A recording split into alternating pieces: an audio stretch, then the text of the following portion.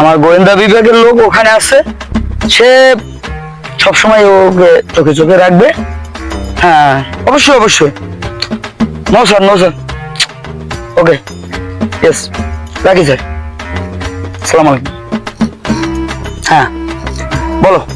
জি sir, আসলে হচ্ছে কি, আসলে চেয়ারম্যানকে খুবই গুরুত্বপূর্ণ ভাবে দেখতেছি। আসলে তার কার্যকলাপ কিন্তু আগের থেকে আরো বাজে ভাবে হচ্ছে। শোনো আমি কি বলি, হ্যাঁ হ্যাঁ তুমি প্রতিটা মুহূর্ত জি জি উনি কি করে, হ্যাঁ। ওনার কোথায় কোথায় লিঙ্ক আছে, তারপরে ওনার মানে বাজে কোনো আছে কি, মানে এগুলো ব্যবসাগুলো, এগুলো তুমি সবসময় নজরদারি রাখবে।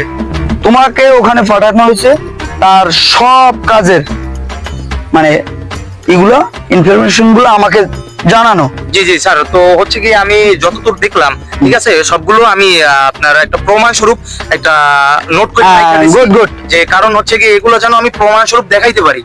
ঠিক আছে, তো এখন না না, হচ্ছে সে একটা চেয়ারম্যান, হ্যাঁ হ্যাঁ হ্যাঁ তার অবশ্যই প্রমাণের দরকার আছে।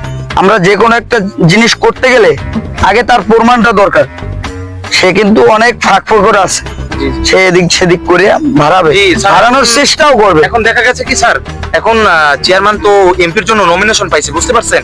এখন নমিনেশন পাওয়াতে এখন তো সে প্রচার প্রচারণা শুরু করে দিয়েছে। শোনো শোনো আমি কি হ্যাঁ। বলি, সে নমিশন নিক, সমস্যা নাই, নো প্রবলেম। জি জি কিন্তু এই নমিশন কিভাবে বাতিল করতে হবে, জাস্ট একটা সিস্টেমে বাতিল করবা, জি জি জি তাও কিন্তু তোমার মাধ্যমে হবে। আমি অবশ্যই। এদিকে যত উপর মহলে যা কিছু বলা লাগে আমি তোমাকে কি সাপোর্ট দিব অবশ্যই। কিন্তু তোমার ওইটা কি ওকে আউট করতে হবে লাস্ট পর্যায়ে, যখন ওর চেয়ারম্যানও থাকবে না, এমপি নির্বাচনেরও নমিশন থাকবে না।